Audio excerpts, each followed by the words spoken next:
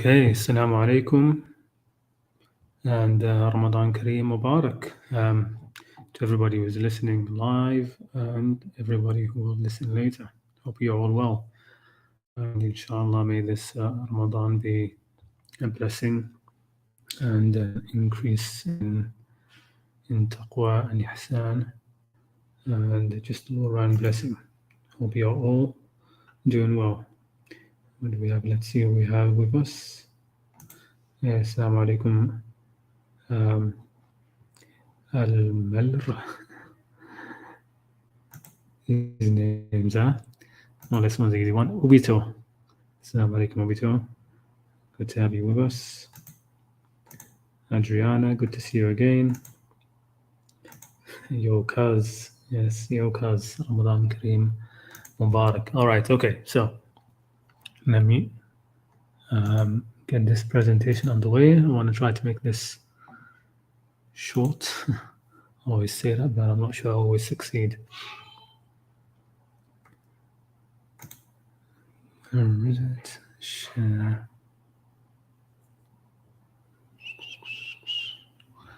It's taking a bit of time and saying it's not responding. Ah, there we go.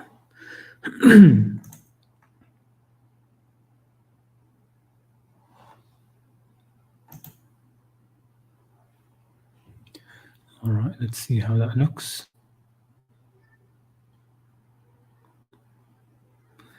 My laptop is being very unresponsive. I don't know how it is for you. Can you all hear me okay? It's telling me poor connection. Connection is fairly good. All right, it's okay. All right. I think we're okay now. No, this way. What happened to the layouts? There we go. All right, we'll use this layout. Should be okay. For those of you who didn't see I put an announcement on the community page. Hopefully, I'm going to start.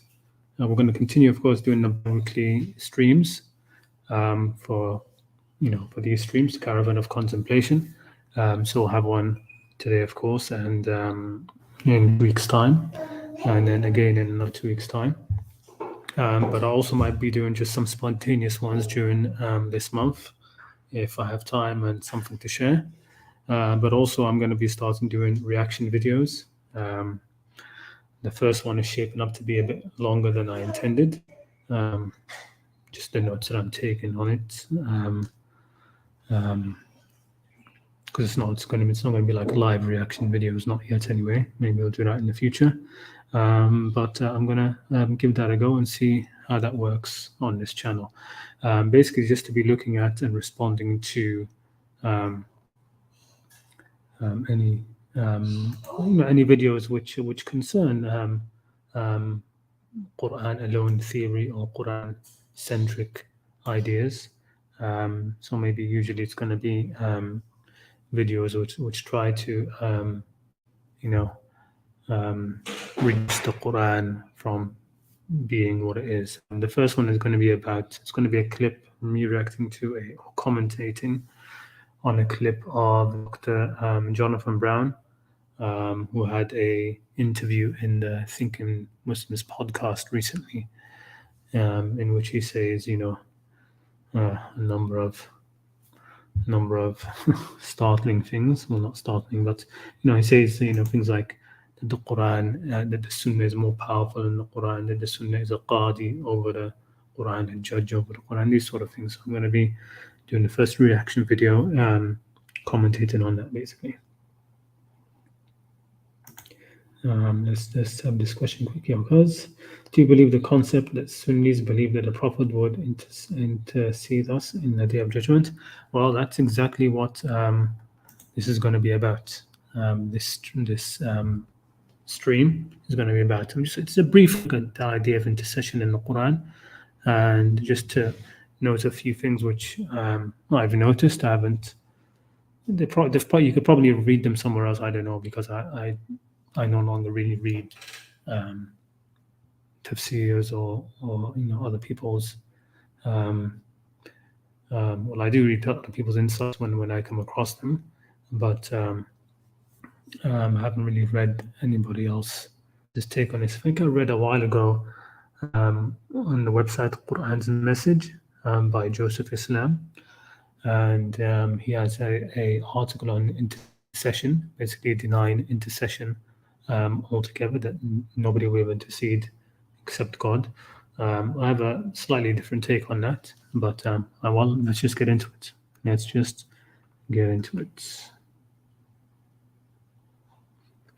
Okay, so intercession, you can see the slides here, which is of course in Arabic shafa'a, right? Shafa'a. So what you usually find when people talk about this is they list verses which seem to be in favor of intercession, and then there are some other verses which seem to be not in favor of intercession, and then there are verses which seem to talk about intercession by God's permission. Okay, and the way that that's done, I don't like it, because it seems to make it it should be okay. It can be done that way, but then you have to resolve it, right? You can't just say that these ones are in favor, these ones are not in favor. You have to resolve it, because the Quran is not contradictory. Okay, so how are they? So we're going to do a similar sort of thing, and I mean, it's not a complete reading that I've done yet, because usually when I look at topics like this, it will be while I'm going through the Quran. Every few months I try to finish it, and so I have these topics in mind, and I'll be watching out for a certain topic usually as I go through it. So I haven't completed a reading for this topic, but there's some interesting things that I would like to note nevertheless. Okay, so let's look at these verses which they say are in favor. So here's one. أعوذ بالله من الشيطان الرجيم إن ربكم الله الذي خلق السماوات والأرض في 6 أيام ثم استوى على العرش. Indeed, your Lord is Allah who created the heavens and the earth in 6 days and then established himself above the throne. Okay. ثم استوى على العرش يدبر الأمر. Okay, he arranges the matters or the affairs, right? ما من شفيع إلا من بعد إذنه. Okay, there is no intercessor except after his permission. Okay, so this is one of the verses which is taken to show that yes, there are some who will be able to intercede. Okay, God will give some permission to intercede, and they can intercede. Okay, إلا من بعد إذنه ذلكم الله ربكم فاعبدوه أفلا تذكرون. Okay, so there is no intercession except after his permission. That is Allah, your Lord, so worship him. Then will you not remember, will you not take dhikr, be admonished. Okay, so that's one verse. Here's another verse. قُلْ ادعوا الذين زعمتم من دون الله لا يملكون مثقال ذرة في السماوات ولا في الأرض وما لهم فيهما من شرك وما له منهم من ظهير. Say, O Muhammad, invoke those you claim besides Allah. They do not possess an atom's weight of ability in the heavens or on the earth, and they do not have therein any partnership with him, nor is there for him, from among them, any assistance. Okay, there's nobody can help, doesn't need any help from them. Okay, ما له منهم من ظهير. And then the next verse says, ولا تنفع الشفاعة عنده إلا لمن أذن له. Okay, and intercession does not benefit with him except for one whom he permits. إلا من أذن له حتى إذا فزع عن قلوبهم. Okay, at length, you could say حتى, at length, until when the terror has gone from their hearts. فزع عن قلوبهم قالوا ماذا قال ربهم. They will say to one another, what has your Lord said? And they will say the truth. الحق. قال الحق وهو العلي الكبير, and he is the high, the grand. Okay, so this is another verse which is taken as saying, okay, look, there's going to be intercession, okay, with his permission. Okay, so there's that one, and here's another one. This one is though it's clearly about intercession from God himself. So it says here, وَنَسُوقُ الْمُجْرِمِينَ إِلَى جَهَنَّمَ وِرْدًا. Okay, and we will drive the criminals and mujrimeen to hell in thirst. All right, yeah, okay, in thirst. Well, that's what it has in translation. Wirda is like when you take like the camels or the sheep to water, okay, and so you drive them to the water, and when they see the water, they sort of like they rush towards it, okay, or you drive them there, so then they to make them drink, to let them drink, but you can take a horse to water, but you can't make him drink, right? Okay, so weird is about it's kind of like weird, like like the weird that the Sufis have, certain prayers that they say regularly. Okay, they call it weird because it's like going to the watering hole regularly. Okay, anyway, نسوق المجرمين إلى جهنم وردا. Okay, and then the next verse says لا يملكون الشفاعة إلا من اتخذ عند الرحمن عهدا. Okay, none will have intercession. None will have. Now here they've put in the power of intercession in brackets, but it just says they will not have any intercession except those who have taken a covenant with the most merciful Rahman. Okay, Rahman. You could probably translate Rahman as the Almighty. Okay. All right. So and there are others. Okay. Isn't this the same one as the last one? Twice.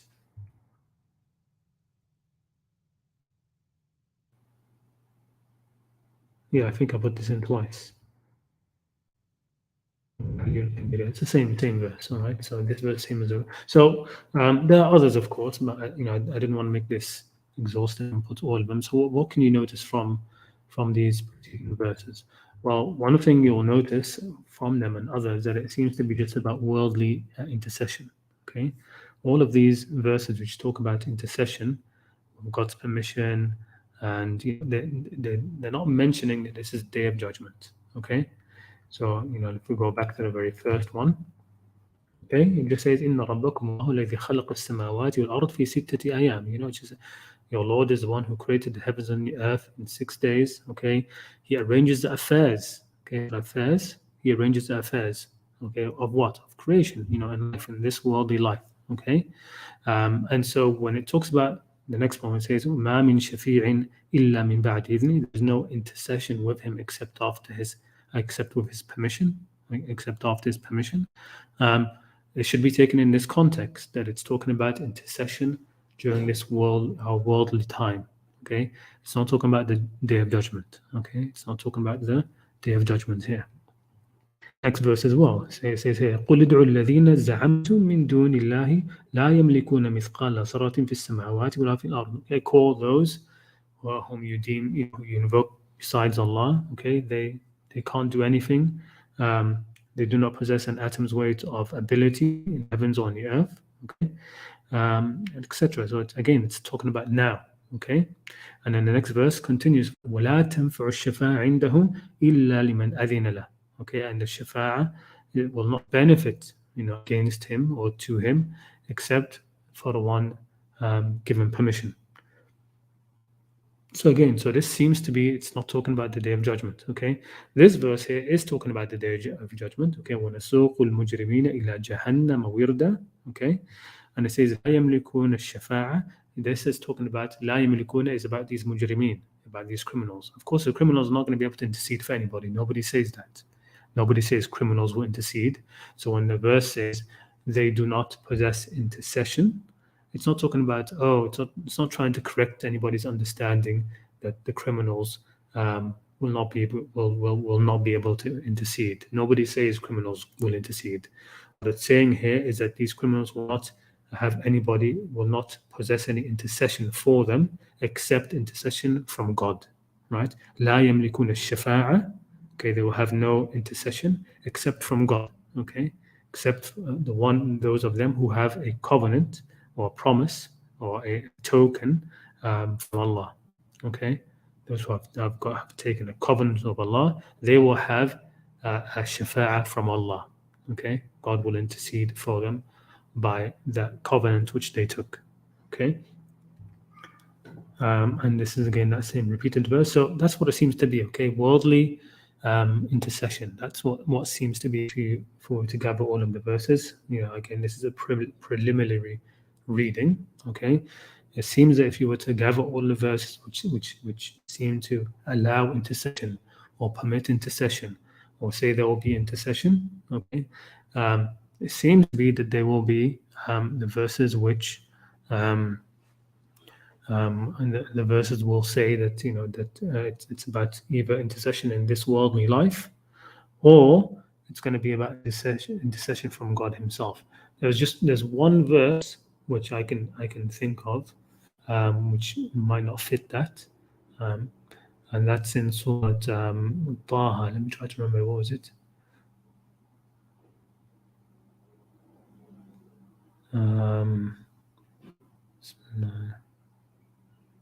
What was it again? هذا was okay. So يومئذ لا تنفع الشفاعة إلا من أذن له الرحمن ورضي له قولا.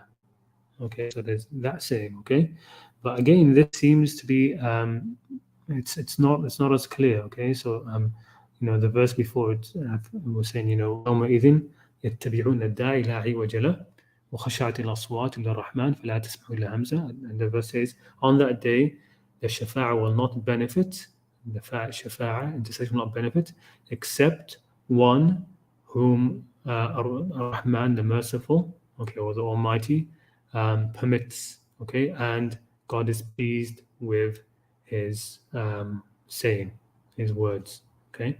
But I need to look at that more closely, because I think it can, again, be just understood that it's talking about the one who will receive shafa'a from Ar-Rahman, okay, the one who will receive shafa'a from Ar-Rahman, okay, because the next verse was يَعْلَمُ مَا بَيْنَ أَيْدِيهِمْ وَمَا خَلْفَهُمْ وَلَا يُحِيطُونَ بِهِ عِلْمًا, okay, he knows what is before them, behind them, and they do not encompass him in knowledge.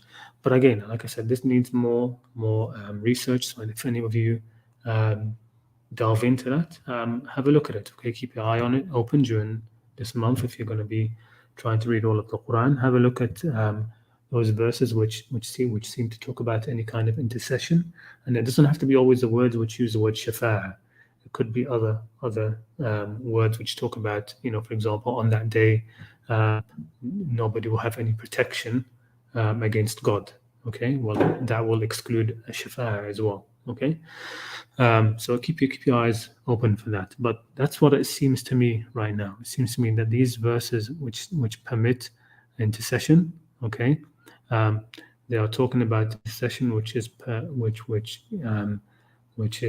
being permitted in this world, or that God Himself is the one who will give shafa'a on the Day of Judgment. All the shafa'a on the Day of Judgment seems to be just from God Himself. Okay, so and these are these verses. The verses that they say deny intercession. People would say these verses deny that there will be any intercession. So it's يا أيها الذين آمنوا أنفقوا مما رزقناكم من قبل أن يأتي يوم لا بيع فيه ولا خلة ولا شفاعة والكافرون هم الظالمون. And this seems to be very emphatic, right? O you who have faith, or you have believed, if you like, but faith, okay? Spend from that which we have provided for you before there comes a day in which there is no exchange, okay, and no friendship and no intercession, okay? It's very emphatic, okay? من قبل أن يأتي يوم, until that day, so on that day, okay? لا بيع فيه ولا خلة ولا شفاعة, okay? There's no selling, no trading there, all right? So that wealth that you think you're gonna, the people accumulate on that day, can't do anything with it. Okay, لا بيع فيه ولا خلة, and there's no people forget their friendships. Everybody will be thinking about themselves most. Okay, ولا شفاعة. Okay, and there's no intercession. Okay, on that day. والكافرون هم الظالمون, and the kafirun are the wrongdoers. Okay, and another verse here, واتقوا يوما لا تجزي نفس عن نفس شيئا, and fear a day. So again, it's talking about that day. So again, these verses seem to be talking very emphatically about the day of judgment. Okay, واتقوا يوما لا تجزي نفس عن نفس شيئا. Okay, fear a day when no soul will suffice for another soul at all. Okay, ولا يقبل منها شفاعة, and nor will any intercession be accepted from it. Okay, ولا يؤخذ منها عدل, nor will any compensation be taken from it, nor will they be aided. ولا هم ينصرون. Okay, they will not be helped. You know, there's another verse in the Quran says, وَجِئْتُمُونَا فُرَادَى كَمَا خَلَقْنَاكُمْ. Okay, you come to us alone as we created you. You will go to Allah, stand before Him alone. Okay. And again, وَاتَّقُوا يَوْمًا لَا تَجْزِي نَفْسٌ عَنْ نَفْسٍ شَيْئًا وَلَا يُقْبَلُ مِنْهَا عَدْلٌ وَلَا تَنْفَعُهَا شَفَاعَةٌ وَلَا هُمْ يُنصَرُونَ. Is the same verse again? I think it is the same verse, but it seems to be repeated twice in the Quran. Okay, same verse, but twice. Okay, and here, this is from Surah Ghafir, the leader from the family of Fir'aun, where he says, يَا قَوْمِ إِنِّي أَخَافُ عَلَيْكُمْ يَوْمَ التَّنَادِ. And all my people, indeed I fear for you the day of calling. The day, of course, is the day of judgment. يَوْمَ, I can't see that very clearly. يَوْمَ تُوَلُّونَ مُدْبِرِينَ مَا لَكُمْ مِنَ اللَّهِ مِنْ عَاصِمٍ وَمَنْ يُضْلِلِ اللَّهُ فَمَا لَهُ مِنْ هَادٍ. Okay, the day you will turn your backs fleeing, and there is not for you from Allah any protector.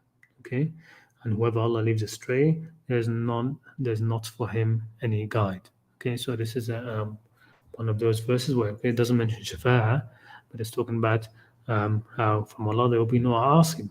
Okay, nobody to protect.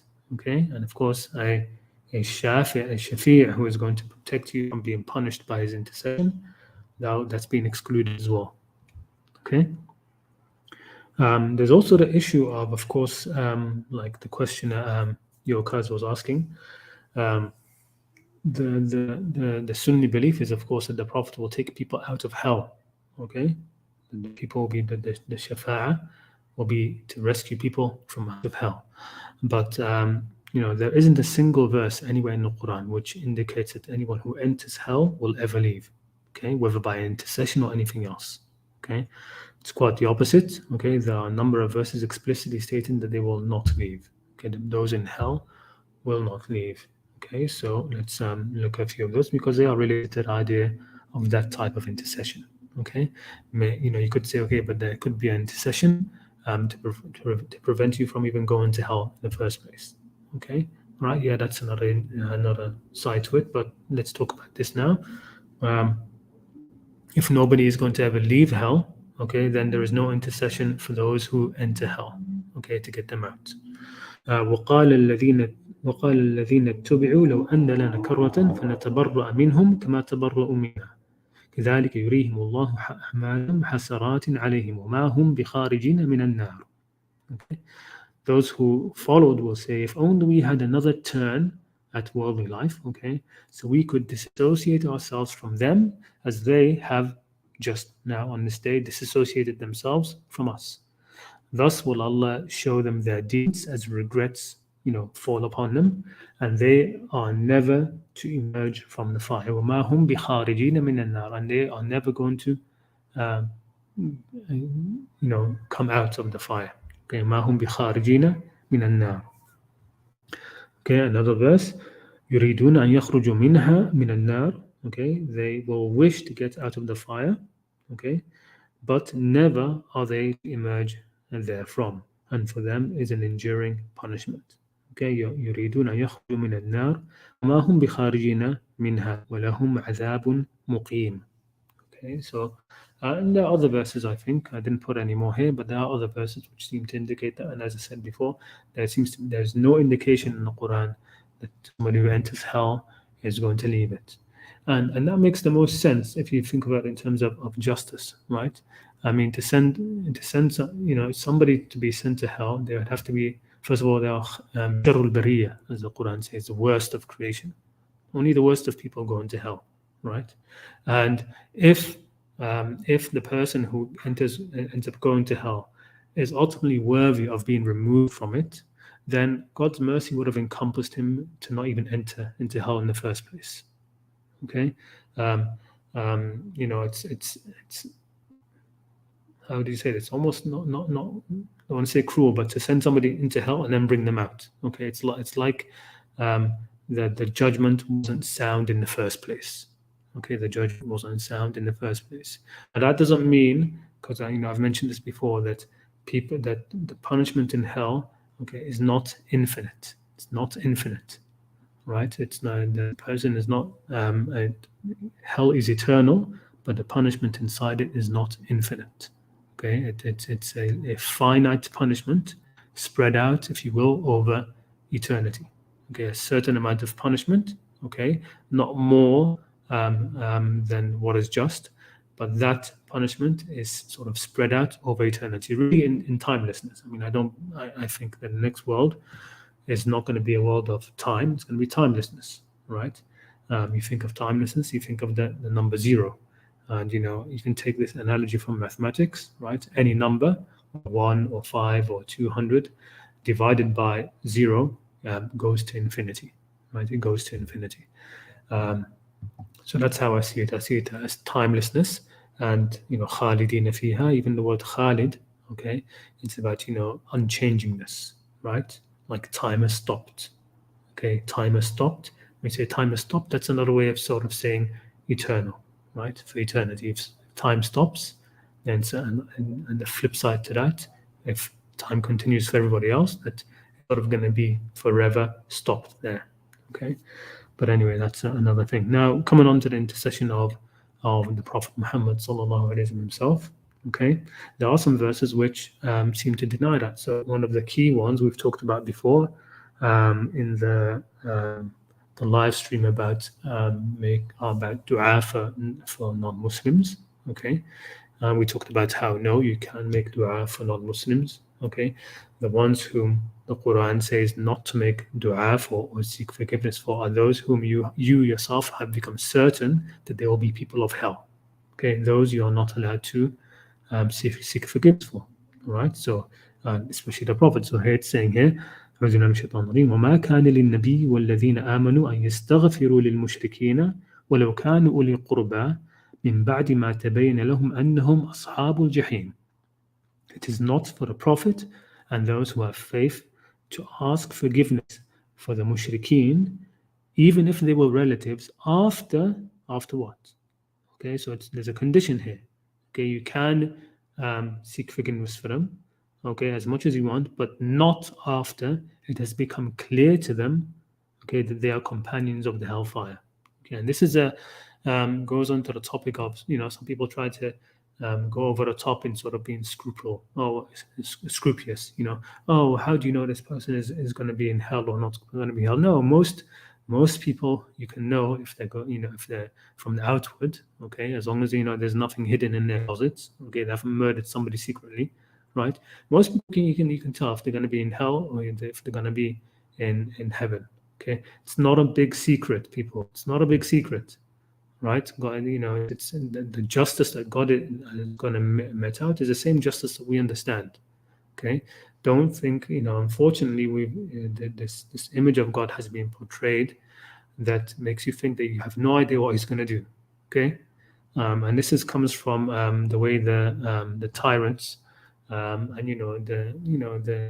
the sultans of old used to be. Okay, they were wild. You'd never know what they would do. Okay, you'd come in, all right, and they could give you 100,000 dinar, okay, over nothing, just for praising him or saying, oh, your hat looks very nice. Oh, really? Here, take 100,000 dinar, right?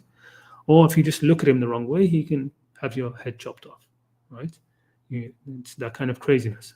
God is not crazy like that, okay? Right? You can know if somebody is going to be destined for hell, okay? By if they've done these outrageous crimes, okay? So if it's become clear to you that somebody is destined for hell, it then becomes unbefitting for you to ask God to forgive them, because what you're doing then is you're asking God to be unjust, to forego justice. Okay, we talked about this earlier, but the point I want to say here is that if the Prophet can't even seek forgiveness for those for whom it is clear to him that they will be in hellfire, what makes us think that on the day of judgment he's going to be able to intercede for those who are already in hellfire? Of course he can't. Okay, and of course he won't. right? So this is the point. This is the main point that I wanted to bring up in this live stream, because I don't think I've heard this verse in particular being used much to talk about intercession. Okay, so intercession on the day of judgment for those who will be going to hellfire, I think it's completely non-existent. It won't happen. Okay, it won't happen. Could there be intercession for those who are going into paradise to be given higher ranks or more reward? Yes, that could be. Okay, there could be that kind of intercession.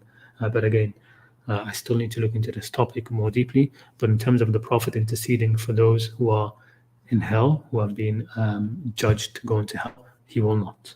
Okay, that is not true. He's not going to bring people out of hellfire, and it's what this next verse again shows. Okay. Sorry about the formatting. Do very well. So here's another verse. It says, أفمن حق عليه كلمة العذاب أفأنت تنقذ من في النار. Okay. Then is one who has deserved the decree of punishment, okay, to be guided. It's a rhetorical question. Then can you save one who is in fire? Okay, this is directly addressing the Prophet. Okay, and directly addressing أفأنت, you Muhammad, أفأنت تنقذ من في النار. Okay, are you going to be able to save the person who is in the fire? No. Okay, it's a rhetorical question. He can't. Okay, he can't. He will not be able to. Okay, and again, أفمن حق عليه كلمة العذاب أفأنت تنقذ من في النار. Okay, one which is literally how the hadiths, of course, of intercession have it. They have the Prophet going to the fire in successive rounds, taking out those in whose hearts there is a certain amount of faith or goodness. Okay, so he goes in and takes out those who have done this amount of goodness or have this amount of faith. Okay, and then God tells him, go back now and take out those who have this amount, okay, a lesser amount of faith. And he goes and takes them out. And then he says, okay, go and take out the next batch who have this amount, a lesser amount, until he takes out those who only did an atom's weight of faith, of goodness, or only had an atom's weight of faith, and he takes them out. Until at the end he says, oh God, there is nobody left in hellfire except those who have no goodness and no faith whatsoever. Okay, so this this verse here is directly contradicting that idea. Okay, rhetorically, but it's still emphatic. Okay, it's saying okay, the answer to that can't be yes. Yes, I am going to save those who are. Of course not. Okay, and also, by the way, this exists also in hadiths. Okay, which is shows again how contradictory they are. So one of the strongest sets of narrations are those of the hawd, or the pond, that the Prophet on the Day of Judgment will have a pond, and then they say that that's Kawthar mentioned, and that those of his ummah who come to him will be able to drink from it. Okay, will be able to drink from it. So what will happen on that day is that they will come. This narration says that they will come to him people whom he knows. And they know him, but when they are just about to come close to him, somebody will step out, an angel or a person will step out and tell them to go away. Okay, and the Prophet will say, what do you mean tell them to go away? They're my people. This is my companions or my ummah. فقال هلم فقلت, and the Prophet will say إلى أين, and the person or the angel will say to the fire. Wallahi. قلت, and the Prophet he will say ما شأنهم, why, what did they do? And the person will say إنهم ارتدوا بعدك على أدبارهم القهقري. Okay, after you they basically turned on their backs. Okay, they doesn't have to mean apostated here, but they turned on their backs, right? They turned out on their backs from how you left them. Okay, and that will happen successively, and at the end of it, I wish I had a better formatting for this. فلا أراهم يخلص منهم إلا مثل حمل النعم. Okay, and it says that so I don't think that hardly any of them will basically be saved. Okay, so again, so these are people that he's not able to intercede for, right? and doesn't mention anywhere that he is going to intercede for them. And there are other versions of this. Okay, so here's another version, more emphatic. Okay, it says here. Da, da, da, da, da. ليردن علي الحوض من رجال ممن صاحبني. Okay, they will come to my hold, to my pond, men who used to be my companions. Okay, حتى إذا رأيتهم رفعوا إلي, until I saw them, they were brought close to me.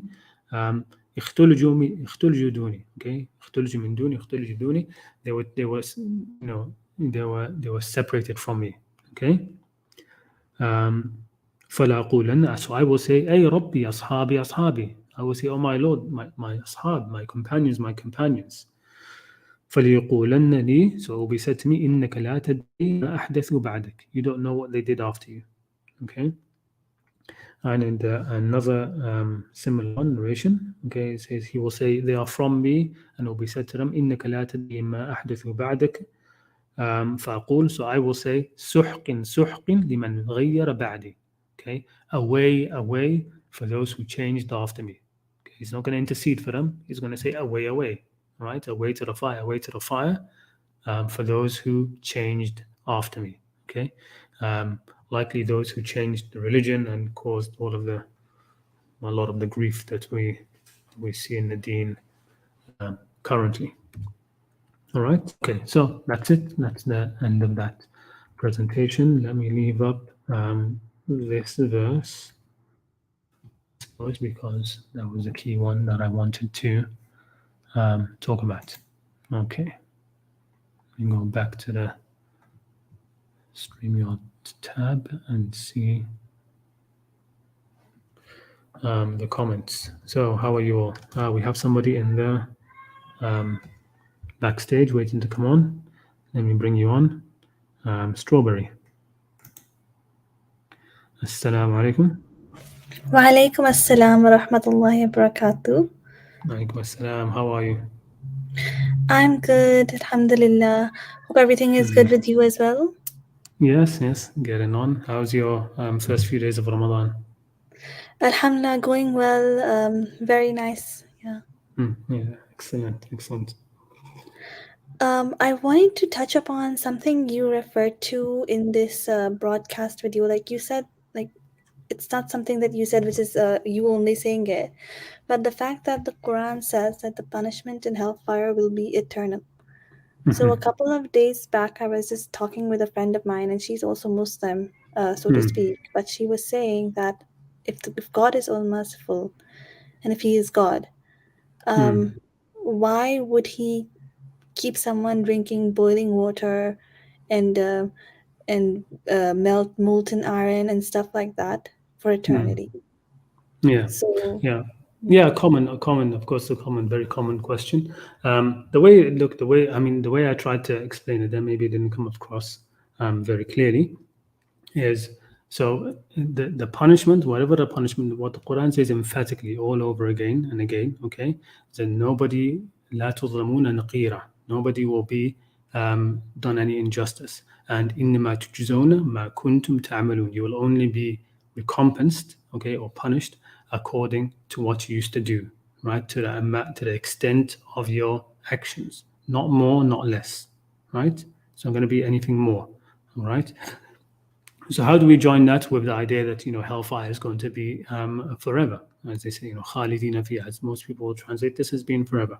Okay, and the way I put those together is you need to separate between the idea of eternity and infinity, right? So most people think that they will go together in hellfire, right? So that somebody enters hellfire and they've got a punishment there, and they're going to have that punishment continuously upon them forever. So it's sort of cumulative. So it ends up being an infinite punishment, right? Did you get that? Yeah.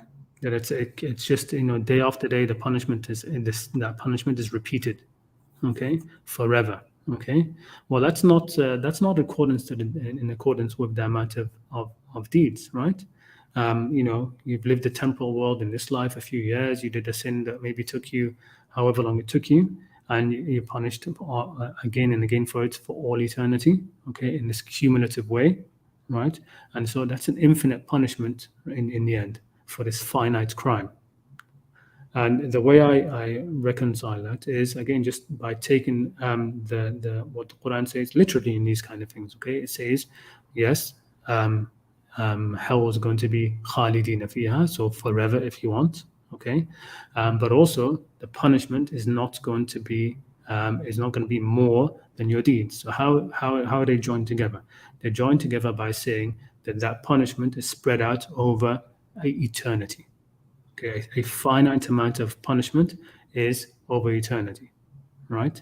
I don't know how well your mathematics is, because the easiest way that I'm able to conceptualize that kind of idea maybe is through mathematics. If you know anything about limit functions, right, that you can have a graph of the x-axis and the y-axis, right, and you can have a graph, a function, where as the graph tends towards infinity in x, as it keeps on going towards x, it rises up to only a certain limit on y, right? And I've actually written an equation for it, believe it or not, but where it will not pass over a certain amount on the y, okay?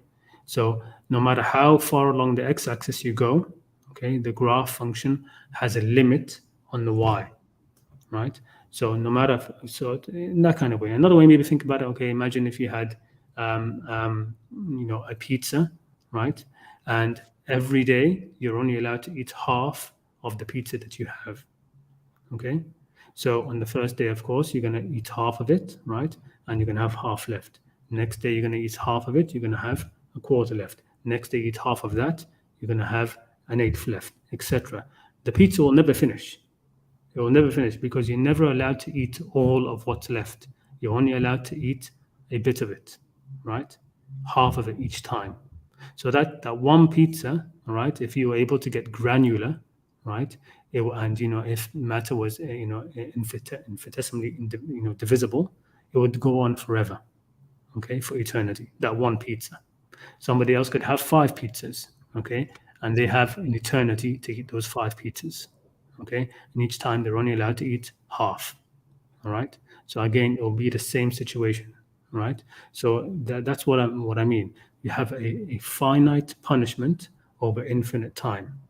But really, I don't think it's about infinite time. I think it's about khalidina fiha. That phrase is about timelessness. Okay, that the next world is a world of timelessness. Right, when we say they are in there forever, khalidin, right? That isn't eternity. Okay, time is a creation, right? It will stop. It will come to an end, right? And you can take that a little bit from. I don't know if you ever listen to accounts of near-death experiences or out-of-body experiences, NEDs, right? The people who experience these, they talk often about the experience of timelessness. Right? They will say, when they come back and describe the events, they say, I'm going to describe these things, and it will seem to you like I'm describing a sequence of events, but that's not how it was. Okay, there was no time. Okay, it wasn't that this happened and this happened and this happened. Okay, there was no time. Okay, things were just there. Okay, so you can look at how they describe it as well. So I believe that hell in the end is a place of timelessness. Okay, timelessness, right? So you have a certain amount of punishment, okay, within this timelessness, right? And again, if you want to take the analogy from mathematics, right? If you think of timelessness, you think of it like the number 0. Okay, if you take your calculator, any number divided by 0, it gives you, what we used to say before when I was studying maths, you'd say it gives you infinity, right? It gives you infinity. That's unbounded, really, right? It has no solution.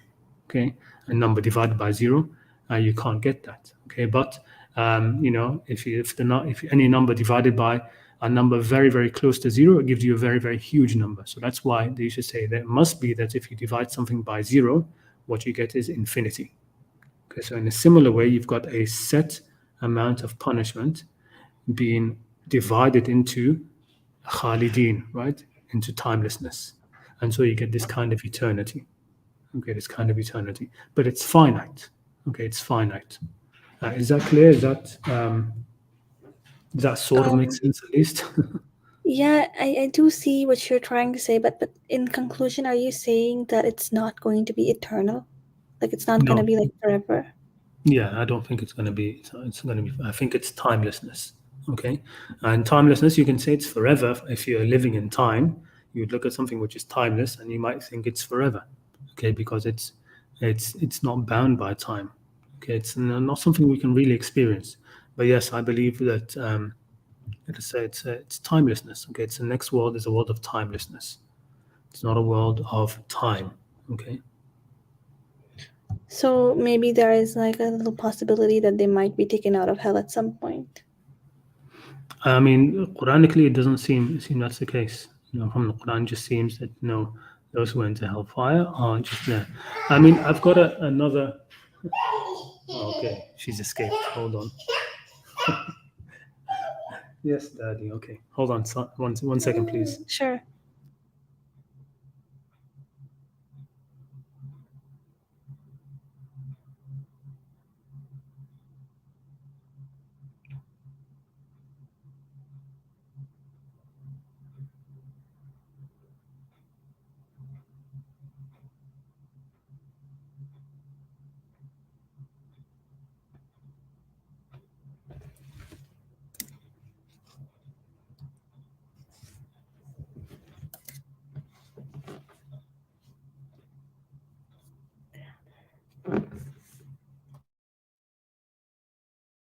All right. Sorry about that.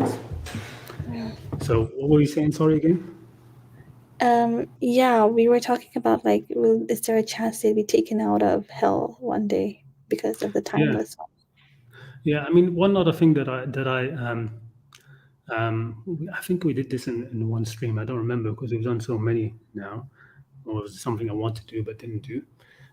One other thing that you look at I mean, it's not, to be honest, very closely related, but the way the Quran speaks about life in hell, the life in this world, and the life in Jannah, in paradise, it seems to indicate that those in hell are not even really alive.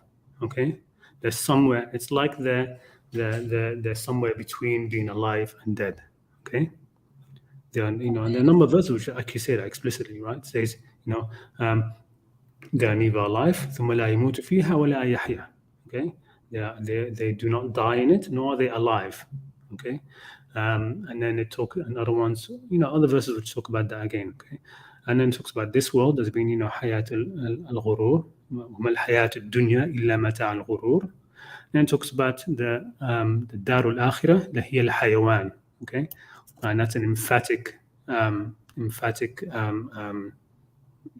word for life, right? Haywan in Arabic usually means, right, just animals, but it means really alive, right? The world, the abode of the next life, Jannah, is one of real life. Okay, so that's another way. I mean, you could say that they end up becoming more and more dead in hell, more and more not alive, right? Getting extinguished in there. But like I said, Quranically, there doesn't seem any indication that those who enter hell will ever will ever come out of it. But the other thing I just want to mention is that when people think of this, because unfortunately religions tend to damn a lot of good people to hell, right? So people think Yeah. of people of other religions, or they're going to hell, and they say, look at them, they're good people. Why would they go? Mhm. Why they're going to hell, right? And so people have this want, okay, that people who enter hell, people want, out of your mercy, your compassion, I want them to get out. Let's find a way that we can believe that the people who enter hell will go out of hell, right? Because you think that there's going to be good people going in there, okay? I just want to make it very clear: the people in hell, they're not the type of people you would want to leave out of hell. You'd want them to get out. Okay, you've probably almost never met somebody like that. Okay, you've probably almost never met somebody who is going to go to hell. Okay, very very few, right? And so even when it talks about these punishments, right? The boilings and skin and these kind of things. I mean, just think of the let's say, for example, the atomic bomb dropped on Japan, right? And the Mhm. people who did that, right? and how many people had the, until now, people are suffering there because of the, the radiation sickness and children being born deformed and all these kind of things. Okay, the people who did that were completely heartless. They knew what the atomic bomb what it could do, right? And they did it on civilian populations, right? Yeah.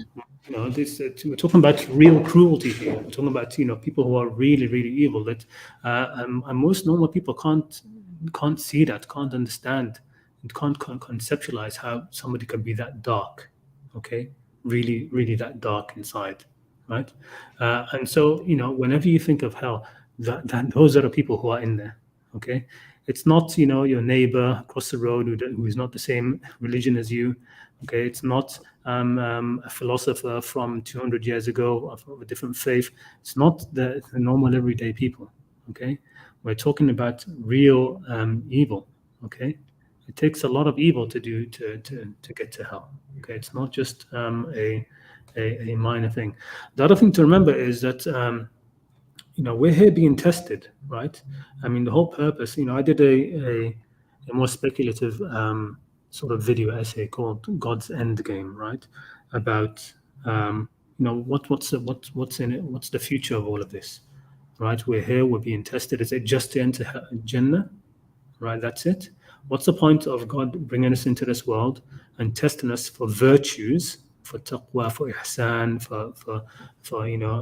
for doing good deeds, testing us for all of these things, right? For what? And then just to go into Jannah and just rewards, and just enjoyment and that's it, right? No, I think that we are being tested. There's a greater future for humanity, all right, beyond paradise, beyond Jannah. Okay, this is like a selection. This is a selection time, right? Those who pass here, who go to Jannah, they've passed because they've exhibited certain virtues, certain qualities that are going to be what God wants of them for something else in the future. Okay, for something else in the future, right? We're not being tested for virtues here, except that these virtues are going to be important for something in the future, right? Those who enter hell, right? They're useless to God, right? Those who entered hell, they're useless, right? Well, what are they going to do when for whatever purpose God has for humanity in the future? And people who are mass murderers, who are fasiqeen, who are genocidal maniacs, who did then they're not going to be useful for what God has in store for us, right?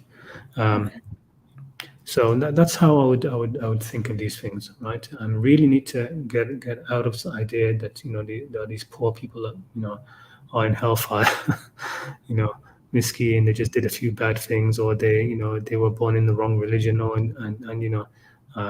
poor guys, they're in hellfire. Hopefully somebody will intercede and get them out. No, okay, the worst of creation go in there, right? The real devils, your shayateen.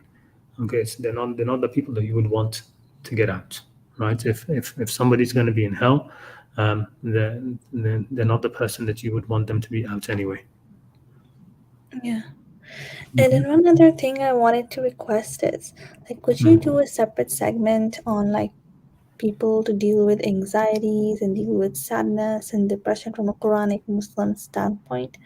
Because I did I mean, and in the past you said that you did this stream on Qadar, and basically what you were saying was that predestination hasn't happened. But then I think so how then do we cope with anxieties and future and stress about what's happening in the real world right now and so on? I'd have to think about that. I mean, it's not my area of sort of expertise about these kind of anxieties and depressions and things. But I'll think about it definitely and see what I can if anything appears to me from the Quran about that, I will definitely make a stream about that. I'm not sure what you mean in terms of it's a link with Qadr. Is it because for a lot of people, the idea of Qadr is just sort of like it sort of lets them relax, right? It lets you like don't worry, everything's in God's hands, so don't worry about it. Is that why? Yeah, because that's what like a lot of people say that everything, and then there is a verse in the Quran that says nothing has happened to us except what God has written for us, right? And so, yeah, basically that's what a lot of these Muslims from who follow the Sunnah and all they say. Okay, yes, and from that side of things, yes, I'll definitely be able to talk about it. I mean, we did do one stream about I think I don't know if it's the same stream that you're talking about, or a different one. And we did one about qadr, and we did one called maktub, or written, right? Where we were talking about the actual idea, right? لن يصيبنا إلا ما كتب الله لنا. That nothing will strike us except what God has written for us, right? What God has written for us. So we did a stream a little bit about that. I don't know if you've seen it, but yeah, it is definitely something we could revisit. Um, in terms of how are we to how is that to affect our sort of psychology as we go about life, um, I think sometimes the other way around, where you have the idea that just everything is destined for you, that is in its own way, depending on how you look at things. That could be a very depressing way, and give you anxiety and these kind of things as well. If you just think, okay, then no matter what I do, I might be in hell. That's very depressing, and that's yeah, it gives you a lot of anxiety as well. But yes, the other things in terms of like the things that can happen to us in this world, right? Yes, definitely. But when I was talking about qadr especially, right? It's mostly about what we do is not predestined. What you choose to do, okay, what you and me choose to do, that is not predestined. There's no qadr in that, right? There's no qadr in that, okay. But there is God's planning in certain in certain things, right? So the point of this world is ibtila, right? So God makes sure that happens, right? That we are tested, and we're going to go through certain tests in life, through different things in life, okay. وَلَنَبْلُوَنَّكُمْ بِشَيْءٍ مِنَ الْخَوْفِ وَالْجُوعِ وَنَقْصٍ مِنَ الْأَمْوَالِ وَالْأَنفُسِ وَالثَّمَرَاتِ, right? That we're going to be tested by various means, right? So, but those sort of things, you could say those sort of things are written, if you put it that way, right? But when we talk about your actions, your response to them, right, and other people's actions and other people's responses, those things are not they're not written or predetermined by God at all. Okay, they're I not. get you. Yeah, but yes, okay, yes, I'll definitely think about doing another stream about that, because it is actually, when we were doing that one about, again, I think we called it maktub, or written. We did say we'd revisit it, because it is a very a tricky a topic. It needs a lot of thought. And I haven't given it as much as I would like to. Yeah, and I have just one last question overall about the Quranic Muslim perspective. So, Mm. do you think it's very important, or how important is it for a Muslim to really understand the Quranic Arabic language to be able to understand the Quran? Like, Mm. of course, to understand the Quran, you need to know some level of Arabic, but then how about that sarf and nahu and that fusha science and all that? Yeah, How deep yeah, should no, one go into that? you don't need, it doesn't have to be that deep. It really doesn't. That's one of the unfortunate things. I mean, if you're going to start to try to like analyze intricacies, right? So specific intricacies involving certain words, certain keywords, certain phrases, right? Then yes, you need to know, the Arabic for that. But even that Arabic, it doesn't have to be to a very high level. Okay, the Quran is actually very, very simple.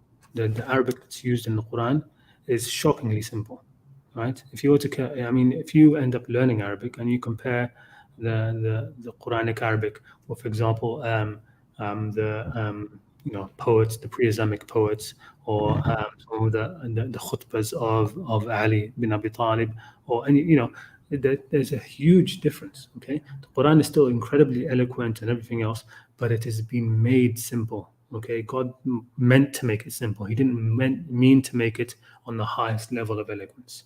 People say that nothing could be more eloquent than the Quran. No, if God had wanted to reveal something at the peak of eloquence, He would have done something much more than the Quran. Okay, far more eloquent than the Quran, right? But no, Allah made it easy. He said, وَلَقَدْ يَسَّرْنَا الْقُرْآنَ لِلذِّكْرِ فَهَلْ مِن مُدَّكِرٍ. We've made the Quran easy for dhikr. Okay, it's easy for as a reminder.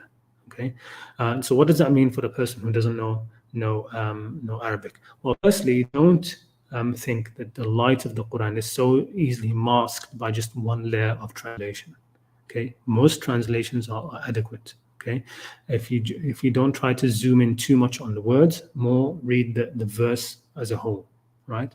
So don't focus too much on as much as the specific wording. Okay, and if you're going to do that, then just compare different translations, right? But look at the verses as a whole, right?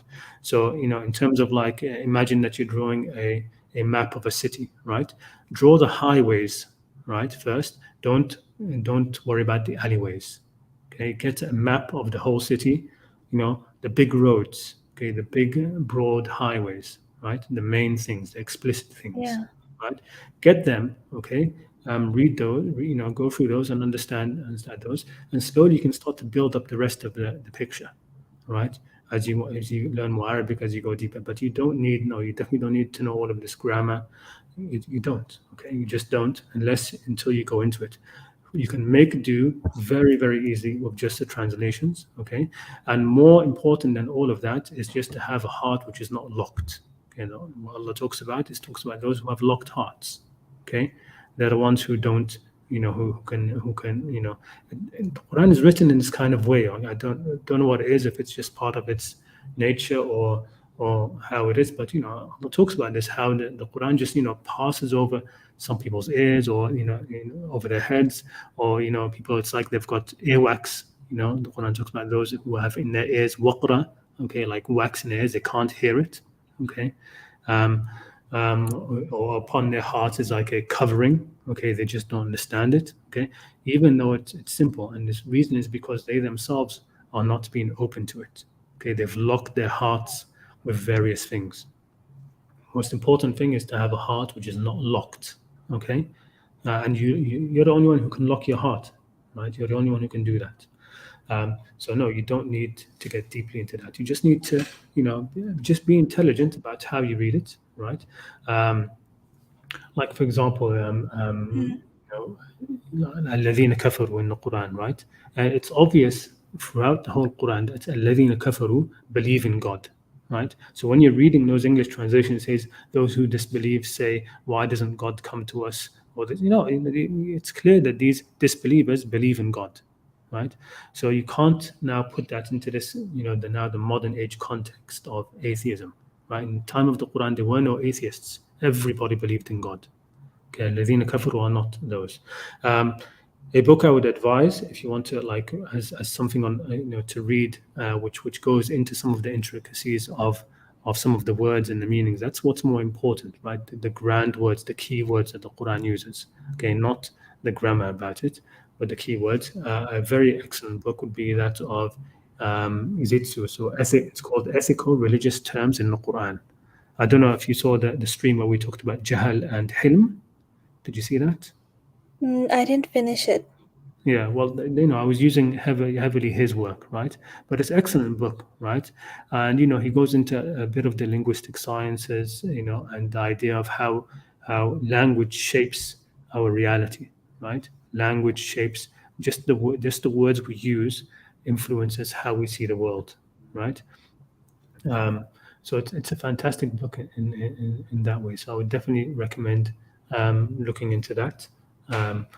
But generally, no, the Quran is being made simple. Okay, there are simple questions you can ask yourself from it and seek the answers in the Quran, right? Read it slowly, read it carefully, with thought, and it will open up. Okay, let God see you, holding His book and reading it and trying to understand it, right? And it will open up.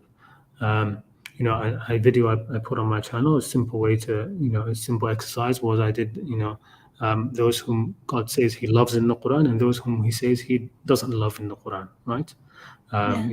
Those whom, and you do these kind of exercise, and you start to see, you start to get that kind of guidance from the Quran. You see, for example, that God never says He loves the believers and mu'mineen, right? And the ones that He says He loves the most in the Quran are the muhsineen, right? And you come out again and you start to see that, okay, He's mentioned al-muhtadeen 3 times and al-muttaqeen 3 times, which again shows that taqwa and udwan are opposites. So if you want to be of the muttaqeen, make sure you are not of the muhtadeen. Don't be an aggressor against anybody, right? And it shows again that, zalimin was mentioned 3 times and muqsitin 3 times. So those are opposites, right? And you just start to build up, okay, the familiarity with it, right? Don't try to get it all in, in one go, right? It's something you're supposed to read slowly, ala mukth, right? Take it slow of the Quran and just gaining guidance from it. What you don't understand this year, it might open up for you next year or after 2 years or 5 years, right? There's no rush. Okay, God isn't in any hurry, right? God is patient, more patient, than you, right? So there's no rush to try to understand everything, and enjoy it, right? Enjoy it in that kind of way. Yeah. Mm. Yeah, that makes sense. Okay. All right. Well, thank Yeah. you. Brilliant. Thank you so much for coming on. Thank you. Thank you. Thank you so much. Assalamu alaikum. All right. So let's see. I wasn't looking at the chat, everybody. So if anybody has anything they wrote, please go ahead and write it on again. I'll try to go back up and see if there's anything. Well, doesn't look like there's that much. Mubarak. Yeah, so coming back to this question of, do you believe in the concept that Sunni Islam believes that the Prophet would intercede for us on the Day of Judgment? In terms of, bringing people out of hellfire, no, I don't believe that. Okay, there could be, intercession in terms of, bringing people higher into Jannah or more reward for them. The Quran talks about al-haqna bihim dhurriyyatahum, right? It talks about some of the people, that those who did good, those who have faith and did good deeds, and their descendants followed them in good deeds. وَاتَّبَعْتَهُمْ ذُرِّيَّتُهُمْ بِإِحْسَانٍ أَلْحَقْنَا بِهِمْ ذُرِّيَّتَهُم. Okay, we caused their descendants to reach them, right? So if you have, an ancestor who was a very pious and good person, and you just follow in being a good person yourself, maybe not on their level, on the Day of Judgment, God will cause that in itself is like an intercession. God will cause those people, the descendants, to be with their forefather, right? Because these are, we tend to break up. We don't think of ourselves in terms of all those who have come before us, our ancestry. But God looks at us and He sees us and He sees all our ancestry, and all of us together, right?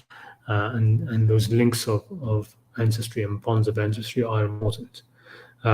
So, in terms of the Prophet Muhammad sallallahu alaihi wasallam, he could intercede for those of his ummah who follow him in ihsan, in goodness.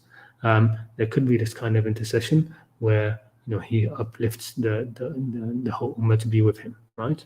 And that it's even said in the Quran, right? And وَمَن يُطِعِ الرَّسُولَ وَمَن يُطِعِ اللَّهَ وَرَسُولَهُ فَأُولَٰئِكَ مَعَ الَّذِينَ أَنْعَمَ اللَّهُ عَلَيْهِمْ, and they are from those whom God has blessed, من النبيين والصديقين والشهداء والصالحين. Okay, وحسن أولئك رفيقا. Right, they will be with those whom God has blessed, with the prophets, with the Siddiqeen, with the Shuhada. Okay, which there's many different prophets, right? So we are from the Ummah of Muhammad sallallahu alaihi wasallam. We hope that we will be with him, right? So we could be put with him on the Day of Judgment. So there could be that kind of intercession in that kind of way. But like I said, the intercession which everybody mostly wishes for, those who would like to sort of think that they will be saved on Judgment Day from hell. No, that nobody's going to intercede for that, I don't think. Makes no sense, intercession. Allah alone knows the unseen. How will the intercessor inform Allah of anything he doesn't know? Yeah, that's true. Especially, I mean, we're talking about the Day of Judgment, we're talking about justice, right? But the idea of intercession, I mean, it isn't really about informing somebody of what they know or don't know. That's more like a witness. Okay, that's more like a witness. You know, the people will be brought forth as witnesses on the Day of Judgment. Okay, even though that, you know, God knows, people will be brought forward as witnesses, and the Prophet himself, right? So you have that verse. When we bring from each nation a witness from among themselves, وَجِئْنَا بِكَ عَلَى هَؤُلَاءِ شَهِيدًا, right? And we bring you, O Muhammad, as a witness over them. Okay, so he will bear witness, right? And you know, and Allah will, you know, he asks Isa ibn Maryam on the Day of Judgment, you know, did you tell people to worship, you know, to take your mother and yourself as two ilahs with Allah? And he will say, Subhanak, right? But of course, God knows. Why is he asking? It's just because this is the you know, Day of Judgment is put out. It's described like a day of court, right? Nobody is wronged, right? Everything will be, the records will be shown, right?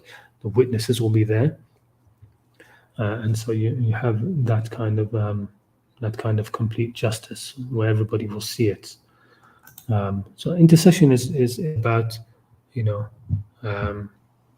for your sake, somebody else doing something, right? It's out of love for somebody.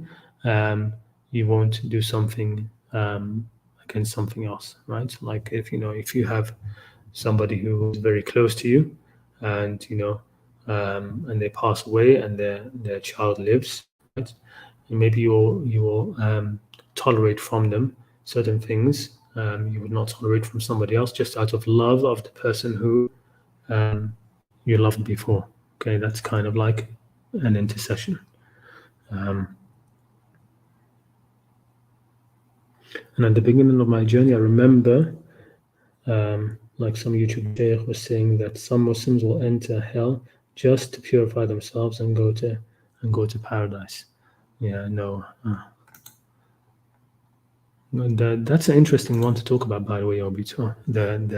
Because Allah does mention in the Quran about those whom He will zakki on the Day of Judgment, yuzakkihim, and He mentioned those whom He will not.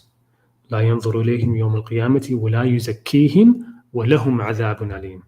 Okay, and He will not purify them, and for them is a painful punishment. Okay, so this tazkiyah is what is done on the Day of Judgment. Okay, before, you know, so that the person will not enter hell. It's not done by hell, right? It's not done by hell. I don't think hell. There is this idea, right, that hell is a place of purification. That's its point, right? And that again ties into the idea that some people will leave hell. That hell is a place of purification, and then the people will leave it, right? There's also the other idea that the people of hell will eventually come to like it, right? That just like a piece of metal, when you put it in the furnace, okay, when it's, you know, at the beginning it screams and you know, is being tortured there, so to speak, but eventually it becomes red hot, just like the fire, and it becomes elemental with it. And now when you take it out of the fire and you put it in water, then it finds pain, so to speak, right? It's one of the things which Ibn Arabi said as well, the Sufi. He said, you know, that the azab will become azb. The azab, punishment, will become azb, which is sweetness. Okay, and they will become ashab al-jahim, the companions of the fire, literally friends of the fire. Okay, they will be like, that will be their place, right? There are many views that people had about this, you know, that the hellfire will eventually be put out, right? All of these views, because people were not, didn't, you know, they're trying to reconcile this idea of God's mercy, okay, which they attribute to Jannah, and God's justice, which they talk about it as hell, right? And they try to, and it's seen as this kind of battle between mercy and justice, okay, as if God is divided, Okay, in reality, okay, mercy alone is enough to take the people of hell into hell. Just mercy, okay, out of mercy for those who suffered at their hands. Right, there's a mercy in them being punished. Okay, and just justice by itself is enough to take the people of Jannah to Jannah. Okay, there's no conflict between God's mercy and His justice. God, in the end, is really just one. Right. Anyway, that's getting philosophical. The things they say about knowledge is impressive. Yes.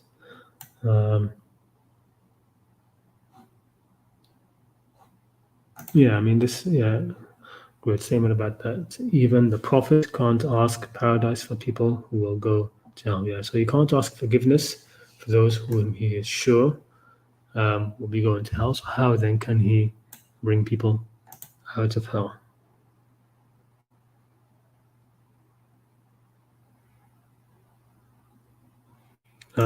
Thank you so much, Brad. God bless you, and Ramadan Kareem Mubarak. Yeah, it says establish himself above the throne and arranges your affairs above. What affairs does Allah arrange? Well, it doesn't say your affairs, it just says yudabbir al-amr, and he arranges the affair, the affair. I mean, it's a general statement. He arranges the affair, yudabbir al-amr. I'll have to look at it if you want me to get into that. But no, it does not mean qadar in terms of people's actions, right? It's not qadar in terms of people's actions are not arranged by God. Okay. If it means something, it will mean, arranging the, the physical laws, the physical things of nature, these kind of things, right? Trials maybe that will come along. It's true when we read about wars, conspiracy theories, which are true, then you can see that real devils exist and they will go to hell. Yeah, there are some really dark people in this world. People don't generally good people can't see that, right? Can't see that. What's this? My computers tell me to pick a time to restart. I don't want to restart. Windows. Don't make it restart. Let's see what else. Let me go down to the bottom of the chat just in case there's a question waiting there.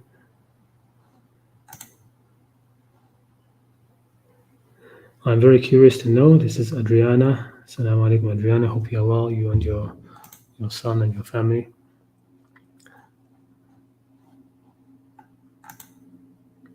Let me just change the time for this. Restart.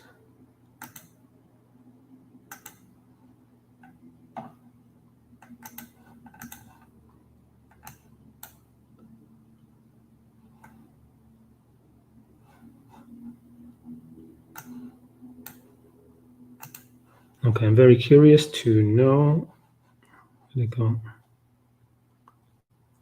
why Allah wants us to be. Can't see that. Change. Oh, there we go. Okay. Why Allah wants us to be patient. I think, yeah, patient and perseverant. I think a lot about it. What will happen after Jannah? Yeah, what will happen after Jannah? Yeah, so again, I did a whole video essay about that. What could be done with us? I mean, it's complete speculation, but what could happen? We could be, sent to other worlds as messengers ourselves, be made into angels because Adam alayhi salam was he wanted how was it one of the ways he was tricked into eating of the tree was because Shaitan said to him God does not want you to eat of this tree so you don't become angels, maybe that wish of our forefathers is going to be given to us. I don't know. All right. But whatever it is, whatever purpose God has for us in the future will be something for which taqwa and ihsan and righteousness is needed. It will be something for which what the things we were tested for in this world was needed. Right. It's not going to be futile.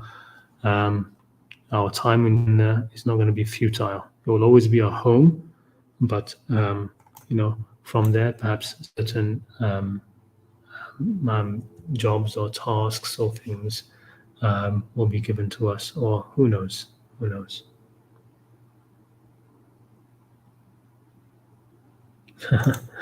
Yes, that was sad. She escaped and came running. Ha ha ha, daddy. All right.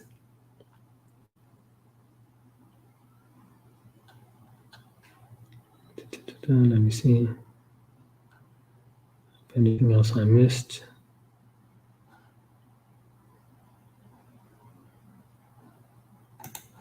So here are all of the unfortunate things that occur a test, punishment, or consequences of our own wrongs and misjudgments?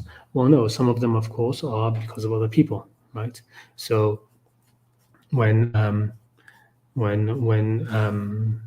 somebody does something evil to you, don't think that that is a test or punishment from God. The Quran specifically says that, right? It talks about those who, let me pull out the verse so I can say it exactly right. A very key verse to remember when it comes to all of these. It says, وَمِنَ النَّاسِ مَنْ يَقُولُ آمَنَّا بِاللَّهِ فَإِذَا أُوذِيَ فِي اللَّهِ جَعَلَ فِتْنَةَ النَّاسِ كَعَذَابِ اللَّهِ. Right? And among mankind are those who say we have faith in God, but if they are harmed in God's cause, okay, if they are active in things and they're just harmed in God's cause, they are doing what they're supposed to be doing, basically. Right? They're living as they're supposed to be living, okay, they're acting in God's way, okay, and then if they are harmed while they are doing that, what do they say? They make the fitna of people as if it were a punishment from God, right?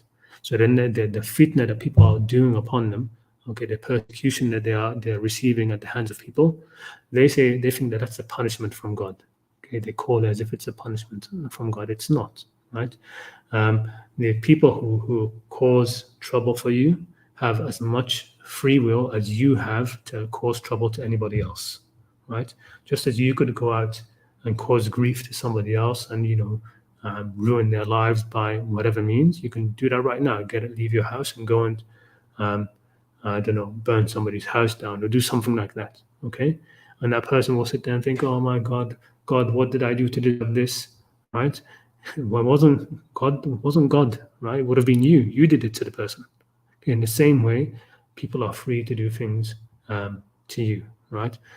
Part of the things when God talks about this world as being a fitna, a test, and in particular, it's because what is allowed to happen in it, not because everything that happens is something that God has orchestrated to be a test for you. Okay. So we have to be very careful, okay, not to make the fitna, the persecution, the trials of other people, and put them on God. Okay, blame them on God. Say it was him who did it. Okay, or say, because he would have stopped it. If no, that's not why we're here in this world. This world is fleeting. It's so quick, right? Those of you who are over 30 years old, you've lived almost half your lives, right? Half your life is pretty much gone, right?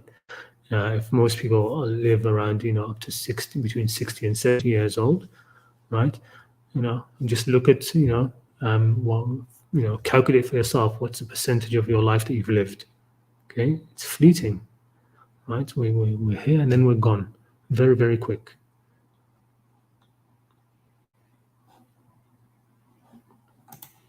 So say, chat, what do you think about God's word? Is that for me or somebody else? What do you think about God's plan? Could change, or he will figure out something good in the future or create different creation? Not really sure I understand what that means.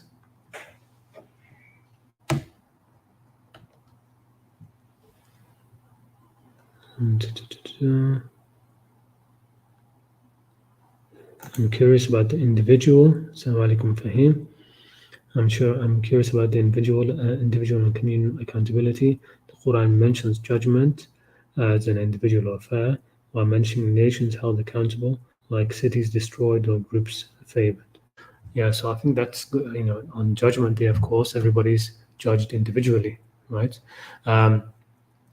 There's an interesting. I have an interesting idea about the why previous peoples were destroyed, right? So you're talking about here about cities and groups were destroyed, for example, in the past, and then it didn't happen now. It doesn't happen anymore. In the past, because humanity was so divided, right? Scattered, right? It's not like now; it's a global world. Okay, in a global world, there's always hope that the knowledge and wisdom from one place in the world will spread to another part of the world to obliterate the darkness which is there, right? Before you had people in separate communities, right? Once the evil took a hold of that community or that people, the Qawm of Nuh, the Qawm of Lut, these places, right? Once the evil got to a certain amount, right? Why does God destroy? God destroys them because as a mercy, first of all, for the next generations of people, right? Because if people continue to be born in that environment, they will continue to be evil. Okay, they'll be raised in darkness, right? So once the community has gone past a certain point of no return, okay, God gets rid of them, okay, because that's just that they're isolated communities, right? In the modern, in sort of like later on, as humanity started to link up, and the population of humanity grew, and travel between different cities, and the world became sort of quote unquote smaller, okay, more interconnected. That wasn't the case anymore, right? Now people were all sort of together, right? And that point of no return, it can't be reached anymore because there's always people moving in and out of different communities, right? That flux. So that's how I've thought of those ideas of why did God destroy peoples, right? So would you like to be born? Would you like your descendants to be born? Would you have liked your descendants to have been born among the people of Nuh, or among the people of Lut, or among the people of Ad, or any of these people? No, they would corrupt your offspring, right? They would corrupt the next generations. And so once that point of no return is reached, that's why they were removed. That's how I see that. All right, I think the rest of these questions are you guys having a talk between yourselves. So I think we'll leave it there unless anybody has anything else they'd like to say. If not, by the way, Strawberry, if you want, we can continue talking afterwards. If you're still there, I see you backstage. But I'll end the stream for everybody else, and inshallah, I'll see you again in 2 weeks or maybe sooner. Keep your eye out for that reaction video that I'm going to be posting, hopefully within the next couple of days. Hold on, I have something here. What's your take on chapter 19, verse 87? Well, let me pull it up. Surah Maryam 87.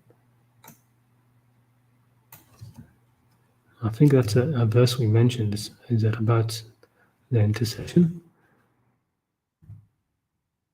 So, is it that one? Yeah, that's the one we talked about. لا يملكون الشفاعة إلا من اتخذ عند الرحمن عهدا. So this verse, let me bring it again.